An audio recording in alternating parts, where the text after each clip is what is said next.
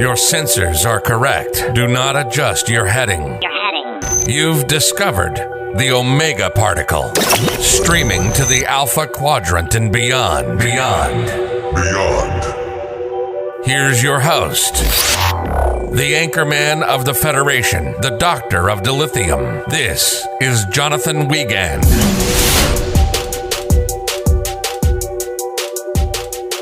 Yes, and welcome to the Omega Particle. I am your gracious host, Jonathan Wiegand, and yes, still quarantine host, and we are broadcasting live from the eastern coast of these United States, the Anchorman of the Federation, the guiding light in these troubled times. Now I will say, we are here, we're surviving, and we're going to make it through this, everybody.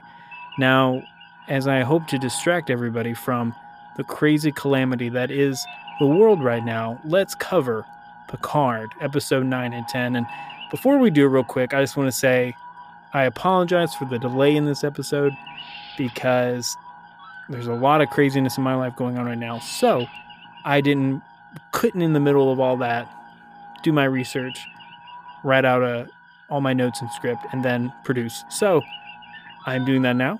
And I want to say thank you for your patience. And I'm happy to announce our next big series, probably be 2 episodes, possibly 3, just depends, is on the Borg, the big baddies of the Star Trek universe. Yes, we thought Khan was bad, but wait until the Borg come up. Now, I'm excited because this will be very fun because it goes over so many different Star Trek series, so many different captains, and every captain has a different way of dealing with the Borg. But not only that, we're going to deal with who are the Borg, where they come from, what do they stand for? Is there a hidden message behind the Borg itself? Very interesting stuff we're going through right now. I cannot wait to push this out. It will definitely be sometime next week. I'll keep you updated on Instagram, and please, if you haven't, follow me. It's at Omega Particle Podcast. I keep it updated daily and keep you in the know about what's happening here at OPP. So now we're going to go straight into Picard for episode 9 and episode 10.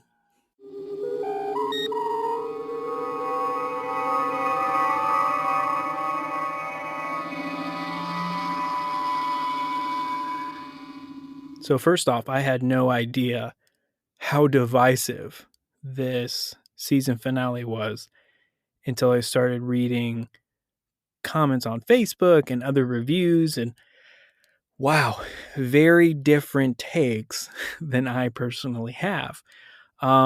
Again, maybe this is just the state of the Trek right now, and this is what I'm seeing. I kind of don't like how we're responding. It seems like there's 5 times more negative reviews of Picard out there than positive. And I don't know if that's just because we're becoming like Star Wars, where we have a lot of content and it's not living up to our childhood memories and expectations and things like that. I don't know. But I will say this, Picard season 1 was phenomenal. Yes, it had its shortcomings. Every show does. But it was a phenomenal excursion into Trek. I mean, you can argue the little facts here and there, but it's not a rehash of TNG. I don't care what anybody says. It is a great character arc and deep dive into Jean-Luc Picard. And we get a great story and plot lines out of it that are not cheap and are not easily written. And so you have to applaud the auditors. You have to applaud the writers for that. Now, again, it's not perfect, and we'll cover some of those imperfections throughout this review, but I just want to say that at the top. I'm just shocked at how many people didn't like the finale, and everybody I talked to, all my Trek friends seemed to loved it. That's just my 2 cents on the state of Trek.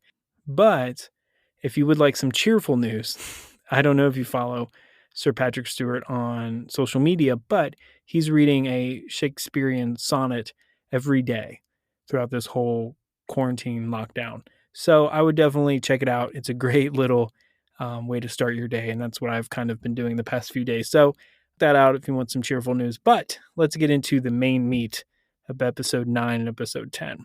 So the name of the episode is, and forgive me because I would never formally studied Latin, is Et in Arcadia Ego. No, ego, ego, I don't know. We're keeping that in post. I don't care what Luna says. Luna's my assistant. We're keeping that in. So it's actually Latin, but it means death in paradise.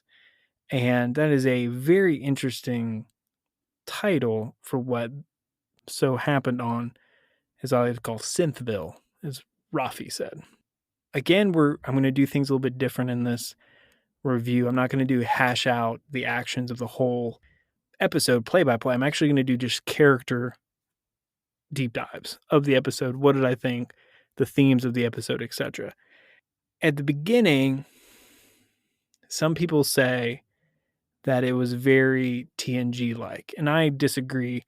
Just because it was an M-class planet, just because it was this tricky villain, and all the problems are solved at the end, doesn't mean it's a Next Generation episode. I don't know where people are getting that. So I personally loved what they did. Some of the decisions, especially with Picard, and spoiler alert, if you haven't seen it, please go see episode 9 and 10 before you continue listening. Who listens to review episodes and hasn't watched the episode? I don't know.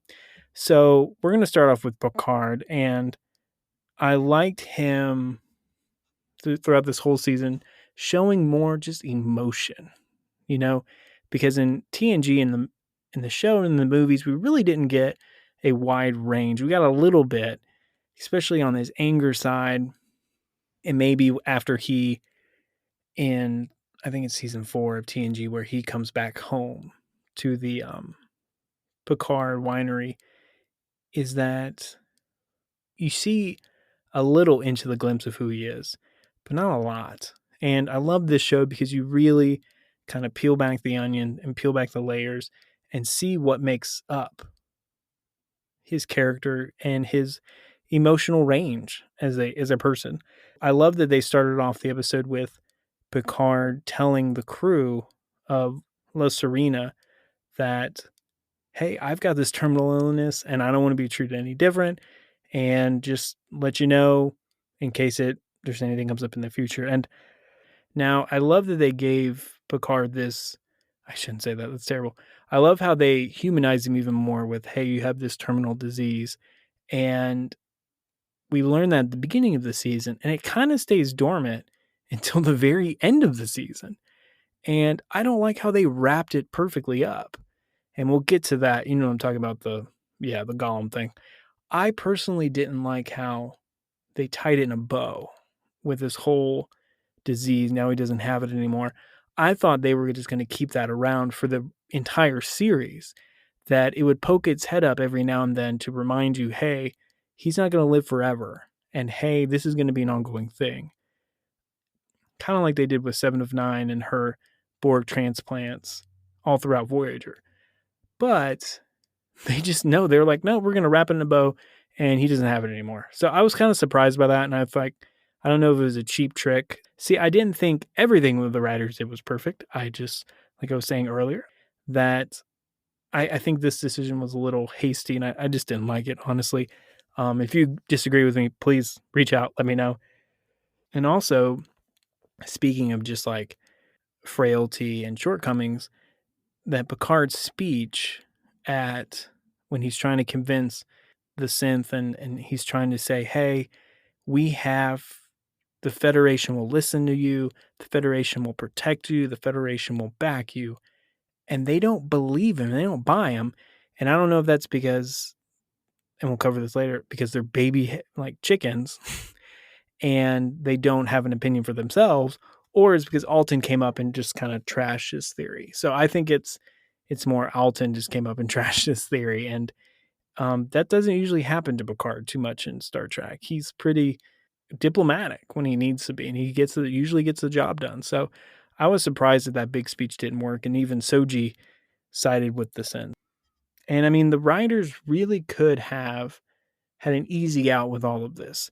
They could have done okay, the synth believe him. They're not going to create the beacon. They're not going to call all of those, and everything could have been wrapped up fine. It could have been really easy for the writers to do that. However, they show another layer of frailty and how, hey, Picard fails sometimes. He's not perfect. So I applaud them on taking that risk. That was good. And again, staying on this emotional highway of Picard, is that we see more development too on his range of emotions. And we kind of start to see that come to fruition in episode 8 when he's sitting at the table with Soji talking about Data and how he loved Data and he would want Data to remember him in a certain way. And we finally see that come into bloom now when he says he loves Rafi and that he's proud of Elnor. And even to 7 of 9, when he's walking out of the cube, he's like, that's your job to save the world now. So he realizes his time's coming to an end. He's no longer has to be the great Picard. He can sit back, let other people run the show, and also express his emotions to the people that are important to him. So I thought that was great. Capped off the season. We really don't have to explore that maybe next season. I'm sure we will in some way, shape, or form. Maybe a romantic line or something like that. For now, I'm very happy with how they've developed and grown Picard as a character. Also, he even says to Riker that he thanks him for all that he's done for him in the past and for showing up and supporting him. And I love that we got to see Pizza Chef Riker mention that one more time. And that was my favorite part of the episode, to be honest with you, is when Riker shows up and the Federation show up. So the beginning in episode 9, we see like this failure and frailty with the synth, and he can't convince Alton, and he can't convince them to kind of trust in the Federation. But at the end of episode 10, we see Picard finally reach Soji, and he becomes the old diplomatic Picard, and he puts on the charm and he puts his trust in her, and she shuts down the beacon. So in a way, it's great to see failure and success. Okay, you know what we're about to talk about. Hold on to your hats. Oh, goodness. Picard is dead. Technically. I am befumbled that they did this, number one. And they put a little Easter egg in there. Alton was working on the Golem android project. I don't even know what to call it. And it says transfer complete. And then Alton discovers that the Romulan didn't kill his daughter. So then he runs away. So it was very quick. But if you saw that, I was like, okay, that's what they're going to do. They're going to put Picard in this android body when he dies, if he dies. And it turned out he did. I don't know if they did this, and by they, I mean the writers, did this to kind of wrap up and kind of excuse the corner that they painted themselves into with this terminal disease, because they couldn't just mention that in like the first episode or two and then never bring it up again. So I don't know if they're just bailing themselves out or if they were trying to create more emotional connection with Soji. I don't know what the purpose was, or to just be like, he's unstoppable now. He's an android. But I will say, I don't know. I think it was kind of a douche move, to be honest with you, because first off, there's a whole ethical implication with this about somebody dying and then bringing them back. So we're not going to get into that. That's an Altered Carbon Netflix thing. However, number one, they don't tell him how many years he has left. Number two, they don't give him any abilities. And number three, they don't let him decide how many years he has left. Like, I'm sure if I woke up one day and someone's like, well, you're an android now and you have the ability to live forever, I'd be like, oh, okay. Well, that's something I would like to decide when that ending should be, and if I should have been put in this state. So it just opens a can of worms, Pandora's box. It lends the question, is Picard still Picard? Like, he has all his memories and his consciousness, I guess, but is he still Picard? I don't know. But it was a cool fact to find out that he was 94. And man, that's really old. I didn't know he was that old. But the timeline seems to check out from my math. So, I mean, I don't expect the Picard series to run for like 5 seasons, but maybe that's why they're giving themselves an out again to kind of bail out in the future. It was interesting. I never expected Picard to now be an android or be a synth. But also, one of the most favorite aspects of the whole episode was when Picard got to talk with the consciousness of Data. I thought I would never say that sentence in my life.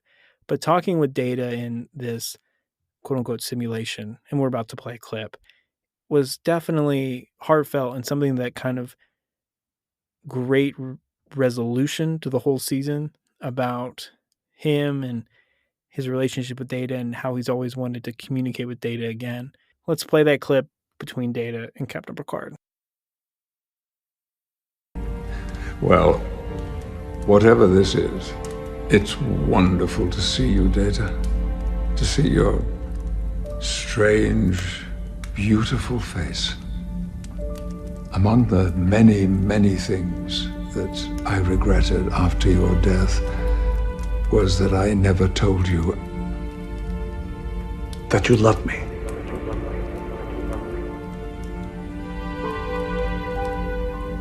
Knowing that you loved me forms a small but statistically significant part of my memories. I hope that brings you some comfort, sir. It does. Thank you, Data. Yeah, wow. That was a wow. That was a great finale and a great goodbye that they never got to have a nemesis. So I'm happy that the writers gave Picard that. However, Brent Spiner has come out and said, I will never play Data again, but I'll be open to Alton. Again, makes me think, hey, Alton may be lore. Could be, might be, we'll have to see. However, it was a really great wrap-up, great emotional connection, and great fan servicing, if you ask me. So hats off to the writers for that. Also, I know I've been talking about Picard for a majority of this review, and well, as I should, because it's his show. I love seeing the updated Picard maneuver that they tried with the magical handheld device and seeing, I don't know, I just thought it was cool to be, because I could be like, oh yeah, it's a Picard maneuver, Stargazer, and really just nerd out. All right, we can finally move on from Picard and his conversation with Data and his entire death and rebirth. So crazy to even say that on a Star Trek episode. Either way, now we're going to be doing a little hoppity skip upon all the different characters and my review of what and how they ended up. First off, dealing with 7 of 9 and Elnor, I'm sure a lot of you have heard, and I think I mentioned on my last episode, is that they are giving 7 of 9 her own spinoff. It's everything but confirmed. A lot of major sources are coming out and saying, hey, this is a real thing. So that's great. I'm excited that we're finally getting a 7 of 9 episodic arc, where that'll be and how she deals. I assume it's going to be right after this finale and her mission with the XBs and even maybe with the Borg. I did love the one scene near in episode 10 when they were going over when she was drinking and being remorseful of killing Narissa. And that was kind of good for me to see, because when we saw 7 take out Jay in basically a revenge killing, I really liked how the writers kind of showed, hey, this is still Annika, this is still 7 from Voyager. She's not this ruthless bounty hunter ranger now. Like, she still has a moral compass. She still has some like human compassion in her. Seeing that and kind of gave me hope for the character, and they didn't just box her into typical cowboy role. So as we see 7 and Elnor on the La Sirena at the end of episode 10, it's really quick Easter egg. I don't know if all the Voyager fans out there saw it, but she was playing Calto with Rafi. Yes, Calto, the great logic game that Vulcans play and that Commander Tuvok loved to play on Voyager. So I like the little Voyager nod. I like that they kind of just didn't box her into that one like ruthless killer, that no, she still has compassion, she still has emotion, and she doesn't like just mercilessly killing people. So now we're going to move on to the rest of the crew of the La Sirena and Agnes. Finally see chemistry building and relationship building that have gone on, especially in episode 7, episode 8, between the crew. And now it comes to like full fruition when they're planning around the table again. And because in episode 7 and episode 8, you could definitely tell they were building that emotional role. They were building that emotion connection between all of them. And you can finally see, hey, it's paid off and they did it the right way. Especially with them when they were all at the beginning of episode 9, sitting around the table, debating with Picard about plans and what to do and where to go.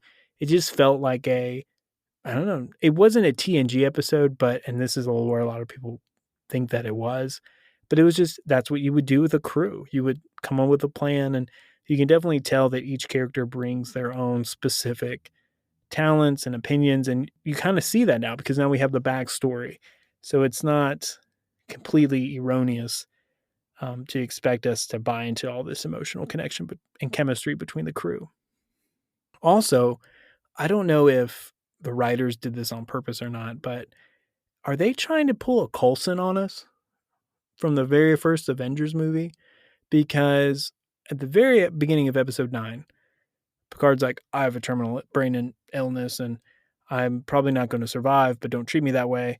And then all of a sudden, the crew is like super best friends. Now, they always were kind of chummy, and we, like I said, in episode 7, episode 8, they built that emotional connection, but it just seemed to fast forward now because of this Picard illness, and they just banded together around him. So I don't know if they're trying to pull a Coulson card, but it seemed to work, and that's okay. Like that's a very logical reason for a group of people to come together even more. Also, love seeing the crew work with Narek in episode 10. Still, that is a pure Star Trek move where your foe is now your friend because you have a bigger enemy to tackle and get rid of. So I like the full circle and aspect of it. And again, kind of fleshes out the Romulans and the villains, especially Narek, that it's not just he's a bad guy because he's a bad guy. And he even sits down and tells the crew his whole Romulan end of the world like apocalypse. And we're not just terrible and bad villains just for the sake of it, like I said before. And now the crew finally understands that and agrees with him, like, okay, we have to stop these synths from potentially destroying all of human life. So it was a great, pure Star Trek moment that I loved. Oh, and the random, engineering synth tool that they gave him, it kind of looks like a Bop It. I definitely loved that they brought that tool in, because in a show that's so scientific, normally we don't get that a lot in Star Trek. Usually we don't get that a lot in Star Trek. It's more of an engineering or scientific issue. So from the rest of the crew, we'll move on to Agnes now. And I love the fact that Agnes is, again, great character development. She's come from this shy scientist into almost, as she calls herself, secret agent mode. And she's able to manipulate and get what she needs done for Picard and the crew of La Sirena. So I thought it was great to see that. However, near the end of the episode, I didn't like how everyone just kind of gave her a pass for killing Bruce Maddox. It was just kind of like, everyone's all right with it? Like, they were going to take her to jail, but hey, we saved the universe. Yeah, okay, you're a murderer, but that was before, and we're cool now, and you saved Picard. And so, I mean, it was almost this dark cloud all season long above her and over her about this murder. And then now we just forget it. I don't know. Maybe that's just an easy way to be like, hey, she's kind of made up for it, I guess, and she's paid her dues by saving the universe. To me, I just thought it was easily written off, but still great character development. And I just thought it was really interesting that in episode 9, Agnes and Sutra is the gold girl that looks like Soji. When Sutra and Agnes do a Vulcan mind meld, and Sutra gets to see what Agnes was shown about the end of the world and the Romulans, and is that Agnes didn't get anything in return. Now, as I know from Vulcan mind melds, is that normally there's a transference. It's not just all one way. Is that Agnes would then have all of the emotions, have all of the memories, and have pretty much all of Sutra inside of her, and vice versa, aka Star Trek 3, Search for Spock. If we knew Sutra was going to be this, and basically the destroyer, why didn't Agnes get any of that? And this may be the most nerdy, Shrek issue I have is that the Vulcan mind meld, Agnes didn't get anything from that, so that wasn't right. So, I feel incredibly nerdy for bringing that up, but it's a good point to me. Is like, shouldn't like Agnes have known Sutra would have pulled something like this, and she was already thinking about pulling something like this, or that she yeah. Anyway, we'll move on. I could go on this. I can rant and rave, and I don't want to waste everyone's time. So bringing up Sutra, we'll kind of wrap it up, almost start wrapping it up here, and talk about Sutra and Soji. And typical Trek villain. She starts off super nice, but kind of low key, like unsure that she might be a little crazy and a little unpredictable. And it turns out she was going to be the big baddie of this season finale. I mean, she even teams up with Narek to set him free. She kills her android sister. And I guess she wants to fulfill the prophecy of being the destroyer. Like, that's her main goal, is let's bring in these octopus alien synthetic life from the other dimension. I mean, she assumed power, went after power. And again, see, this is why the Agnes thing bothers me, because if Agnes knew that and who Sutra was, then maybe all of this could have been avoided. But I love seeing Soji develop more and start off from believing she was human all the way to, oh no, like, I'm an android. These are my people. I'm going to stand with them. The one thing I didn't like was that Soji immediately starting to receive all these different memories and all this different life that she used to live almost instantaneously.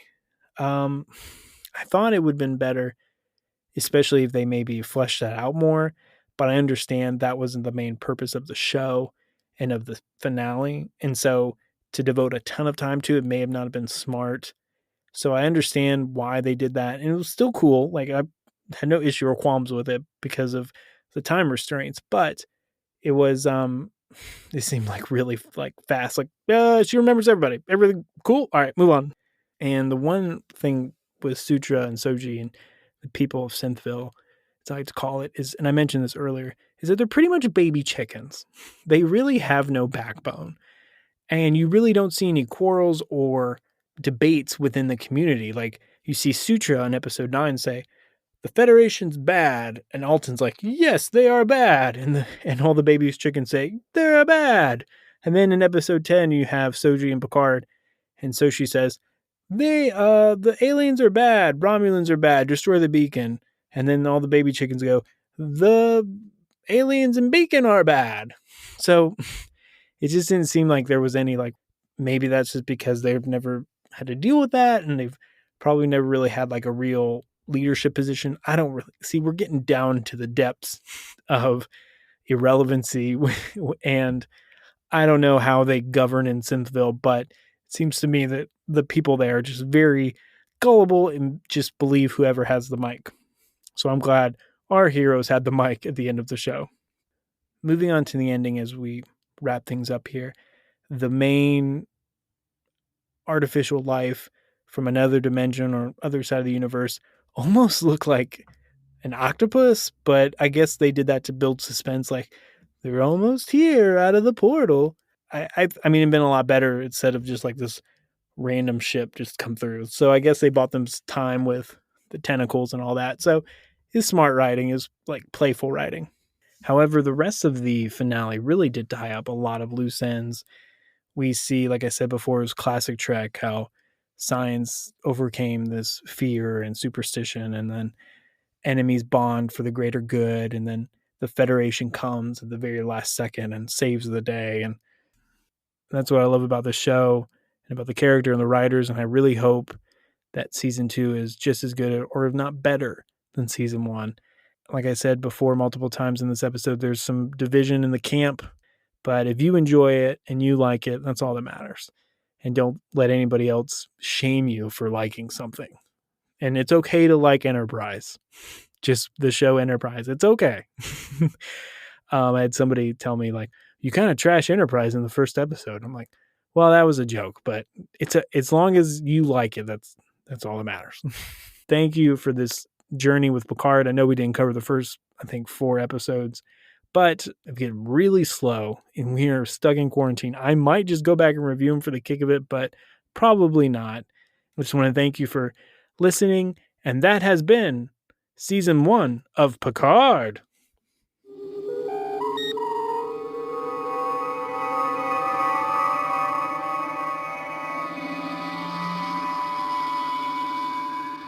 Wow, where does the time go? Picard season 1's over, and now we have some time before Discovery comes out. I don't know if I'm going to do a Discovery episode review by review. We'll see, but for right now, I'm excited to delve into other subjects of Trek, especially the Borg that are coming up. That's going to be a lot of fun. And again, I just want to say thank you for all the support and love you guys have given me over the past couple weeks. And we've been going for about a month and a half. We started in the middle of February. And this is our 10th episode. So thank you for listening. Thank you for subscribing. And we'll try to keep pushing out that great content as fast as we can. Reach out to me on Instagram at Omega Particle Podcast. I'm usually always on every day, always posting great stuff. So if you disagree or agree with anything I said, please just let me know. And prayers and thoughts to everyone out there going through this whole pandemic, and we'll get through it and we'll come out better on the other side for it. So, as always, remember, second star to the right, straight on till morning.